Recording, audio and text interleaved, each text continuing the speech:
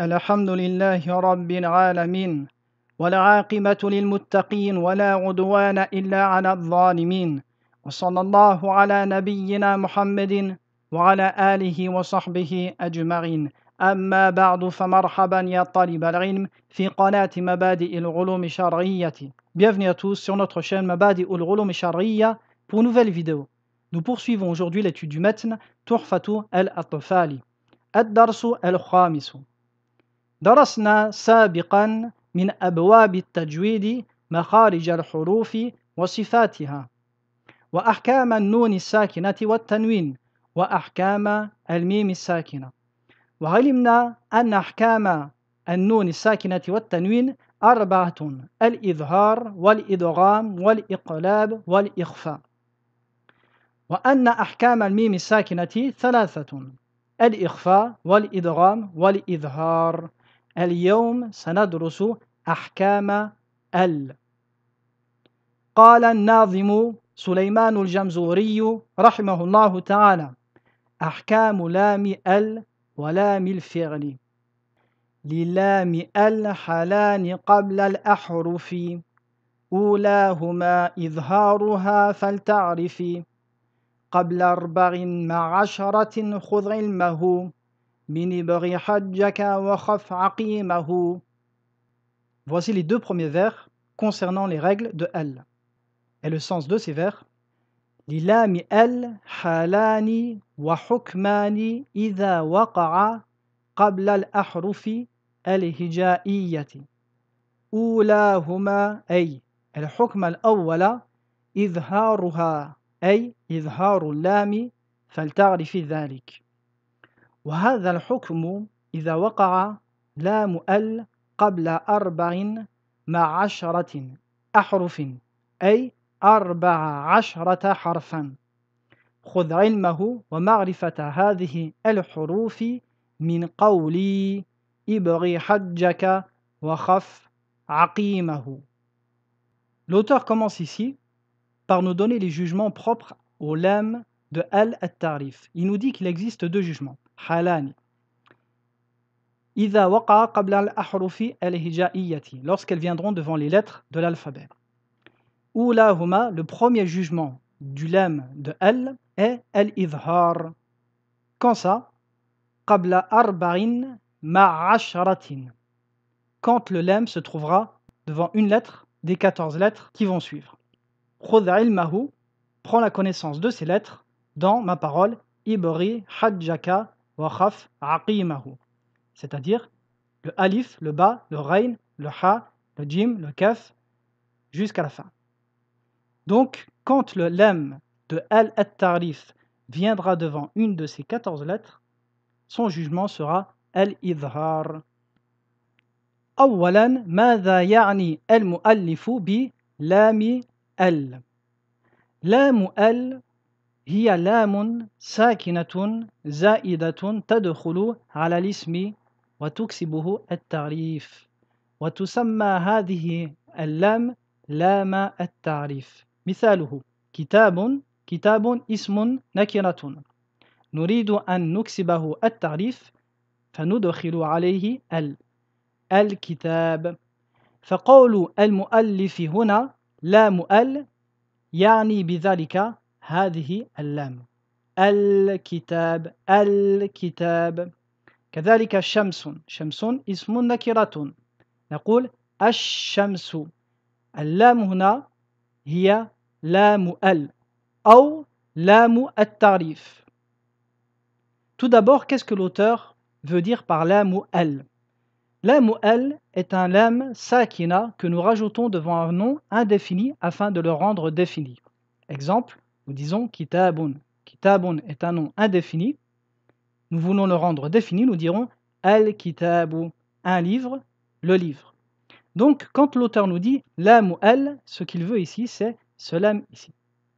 Quant à la hamza, sa fonction est de faire la liaison pour éviter qu'un nom commence par un soukoun. Ce lam se nomme lam al ou lam at-ta'rif. إذن أحكام لام ال الإظهار والإدغام.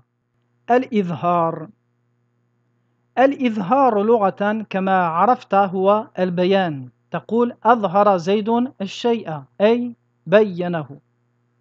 والإظهار اصطلاحا هو إخراج الحرف من مخرجه.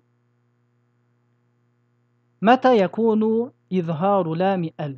إذا وقعت قبل حرف من 14 حرفا جمعها قول الناظم ابغ حجك وخف عقيمه.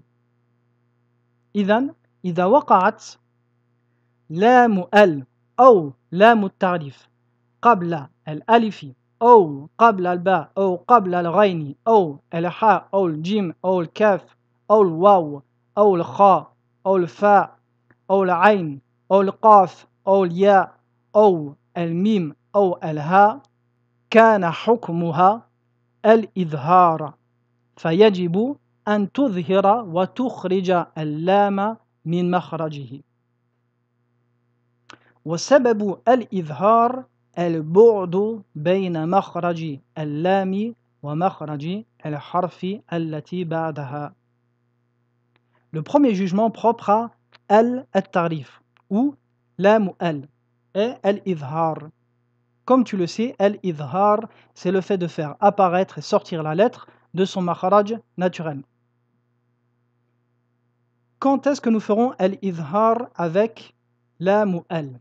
Quand celle-ci se trouvera devant une des 14 lettres que l'auteur a rappelées dans sa parole Ibri, Hajjaka, wa khaf aqimahu.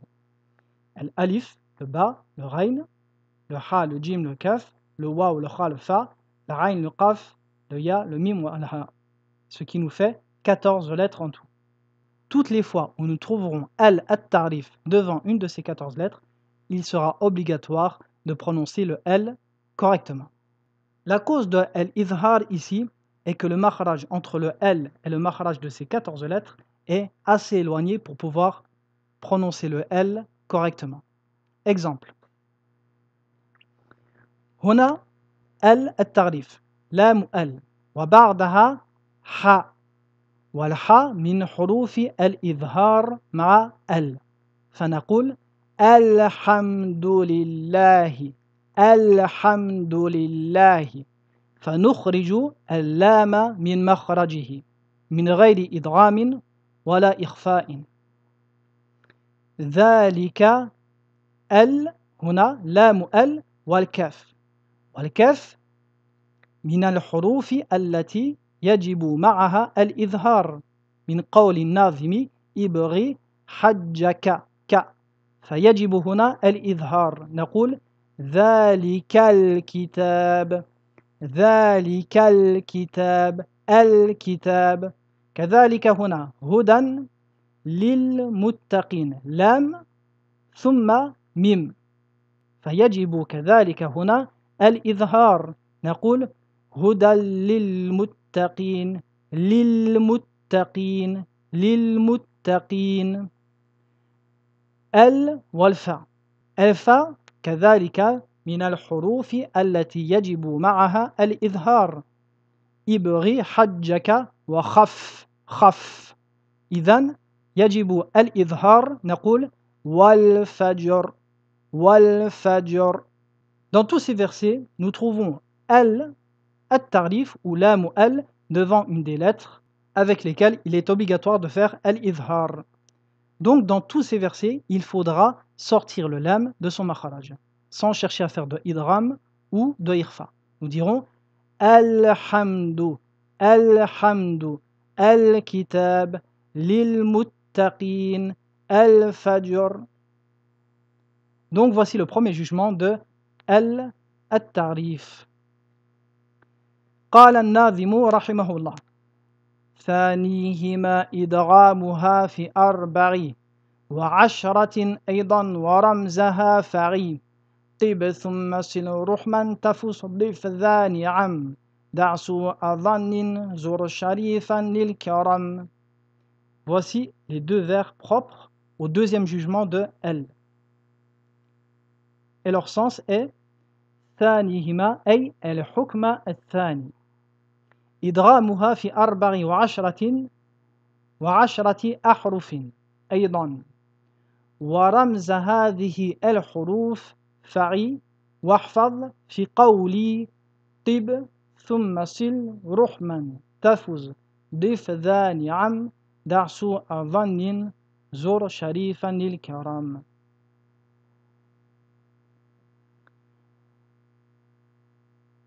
Le deuxième jugement propre à al-tarif ou lam al est al-idgham.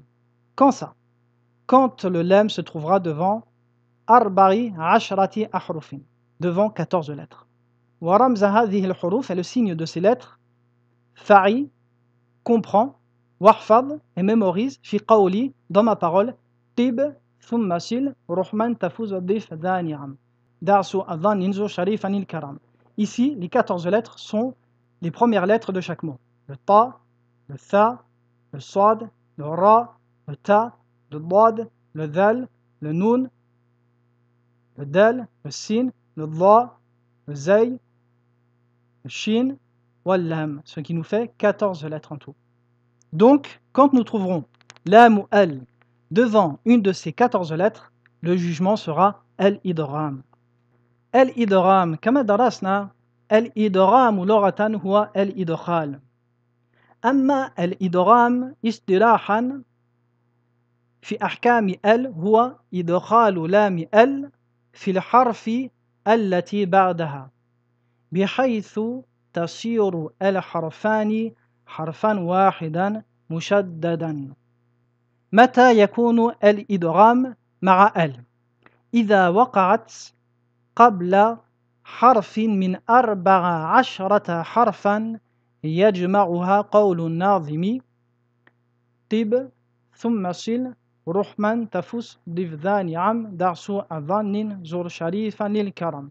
إذا وقعت لام قبل الطاء أو الثاء أو الصاد أو الراء أو تاء أو ضاد أو ذا أو نون أو دال أو سين أو ضاء أو زي أو الشين أو اللام وجب الإدغام. وسبب الإدغام هنا القرب بين مخرج اللام ومخرج الحرف التي بعدها. Le deuxième jugement propre à lam ou al-tarif est al-idgham. Comme tu le sais, al-idgham dans la langue arabe, c'est le fait de faire rentrer une chose dans une autre ou les fusionner. Quant à l'idgham propre à L, dans le jargon, il s'agit de fusionner le lam de al-tarif dans la lettre qui le suit, de telle sorte que les deux lettres ne deviennent plus qu'une seule et même lettre, du genre de la deuxième avec une shadda. Al-idgham, comme tu le sais, aura lieu quand nous trouverons L devant une des 14 lettres suivantes, qui sont chacune des premières lettres des mots mentionnés dans la parole de l'auteur, Tib, thumma sil, Rahman, Tafus, Dif, Dha, Ni'am, jusqu'à la fin. Donc le Ta, le Tha, le Sad, le Ra, et ainsi de suite. Et la cause de l'idgham ici est la proximité des makhraj entre le lam et ces lettres. Cette proximité va rendre difficile la prononciation, alors les Arabes préfèrent faire un idgham. Exemple. Wa as-sama huna. Al-tarif wa ba'daha sin.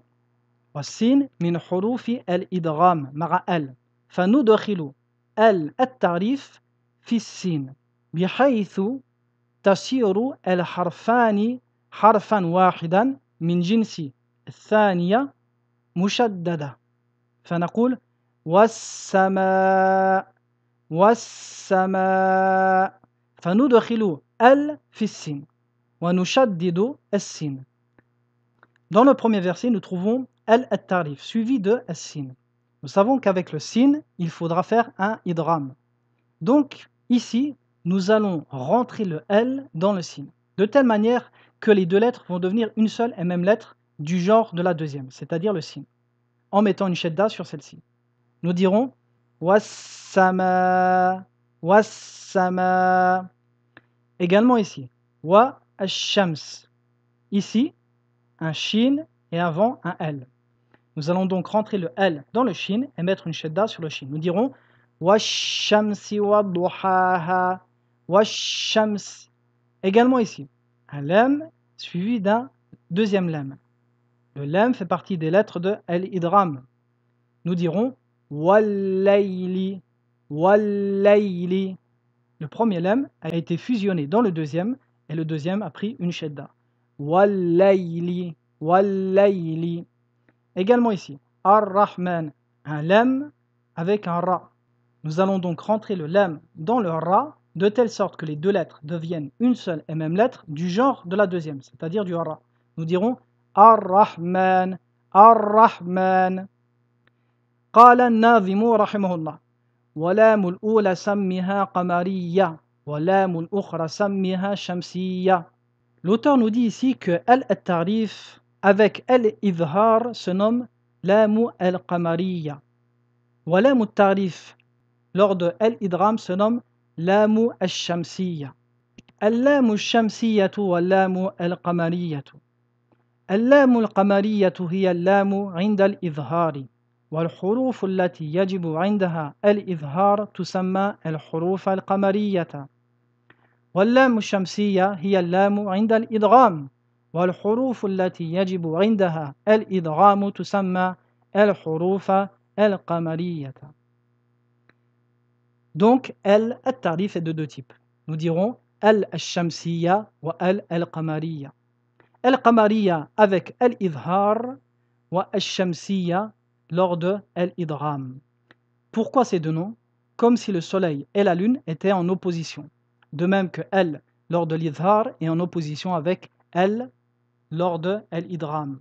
Et nous disons al-qamar, al-qamar. Vous voyez ici al-idhar. Et nous disons ash-shams. Ici un idgham. Donc al-shamsiya est en opposition avec al-qamariya. Dans un cas, nous le prononçons et dans l'autre cas, nous faisons un idgham. Également, les lettres qui sont propres à al-idhar se nomment aussi al-huruf al-qamariya. De même que les lettres qui sont propres à al-idgham se nomment al-huruf al-shamsiyatu. Donc, les lettres également, nous les classons en deux catégories. Al-huruf al-qamariya, elles sont celles que l'auteur a mentionnées, ibri hajjaka wa khaf aqimahu. Et al-huruf al-shamsiya, elles sont toutes les premières lettres des mots que l'auteur a mentionnés. Tib, thumma sil, Rahman, et ainsi de suite. Ce qui nous fait 14 lettres dans chaque catégorie. 14 al-qamariya et 14 al-shamsiya. قال الناظم رحمه الله وأظهرن لام فعل مطلقا في نحو قلنا نعم وقلنا والتقى. Voici le vers propre à lamu al-fi'l. وأظهرن لام فعل أي حكم لام الفعل الإظهار مطلقا أي في كل حروف. L'auteur ici nous dit fais un idhar avec le lam du verbe mutlaqan, c'est-à-dire tout le temps, peu importe la lettre qui se trouvera après. Donc le jugement de lam al-fi'l est toujours al-idhar. في نحو قل نعم وقلنا والتقى. Ici l'auteur nous donne des exemples. قل فعل أمر وقلنا فعل ماض والتقى فعل ماض. Donc le lemme ici est à la fin du mot. Qulna, le lemme est à la fin, mais après lui il se trouve le nun du damir. Waltaqa également, le lemme ici est au début du verbe.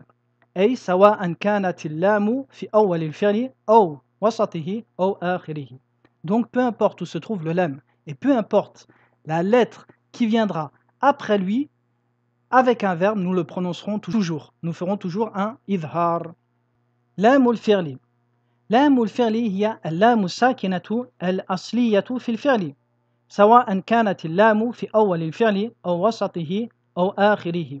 مثاله التقى قلنا استلقى قل. Ce que l'auteur veut par le L du verbe, c'est le L qui fait partie de la racine du verbe. Que celui-ci soit au début du verbe, au milieu ou à la fin. Exemple, iltaqa, le L ici est au début du verbe. Qulna, il est au fin. Istalqa, il est au milieu. Wa qul, il est à la fin. Donc ce verbe fait partie des lettres de base et d'origine du verbe. حكم لام الفعل يجب إظهار لام الفعل مطلقا إلا إذا وقعت في آخر الفعل وبعدها راء أو لام فيجب الإدغام. مثاله قل رب rabbukum, qur rabbukum, qul la, qul la. Le jugement du L dans le verbe. Comme nous l'avons dit, c'est toujours L-idhar, peu importe la lettre qui se trouvera après L, excepté dans 2 cas. L'auteur ne les a pas mentionnés, mais nous les rappelons. Le premier cas est quand le lem se trouvera à la fin du verbe, et qu'après ce verbe, nous trouverons un ra ou un lam. Eh bien, dans ce cas, il faudra faire L-idram. Exemple, Qul rabbukum. Ici, lam sakina. Le lam est à la fin du verbe. Et après, nous trouvons un ra. Ici, il faudra faire un idram. Nous dirons Qur rabbukum, Qur rabbukum. Deuxième cas, Qul la. Ici, le lam est à la fin du verbe et après, un autre lam. Il faudra donc faire l'idram. Nous dirons Qul la, Qul la. Excepté ces 2 cas, le jugement de lam ou al-fi'l sera toujours al-idhar. Exemple, Alhaakumut takathur. Ici, alha est un verbe. Dans ce verbe, nous trouvons un lam. Donc son jugement est al-idhar. Nous dirons alhaakumu, alhaakumu. Idha zulzilatil ard. Ici également un lam dans le verbe zulzilat. Nous dirons Idha zulzilat, zulzilat. Nous faisons al-idhar. Qul huwa, qul huwa. Également ici un lam dans le verbe, donc son jugement est al-idhar. Qul huwa. Inna anzalnahu. Anzalna est un verbe, donc le jugement du L est al-idhar. Nous dirons Inna anzalnahu, anzalnahu. Et attention à bien faire ressortir le lam sakina quand celui-ci est suivi d'un nun, tel que ja'alna ou anzalna, car celui-ci a tendance à se confondre avec le nun. Et voici la vidéo d'aujourd'hui qui s'achève. Je vous dis à très bientôt pour une prochaine vidéo. Wa sallallahu ala nabiyyina Muhammadin wa ala alihi wa sahbihi wa sallam.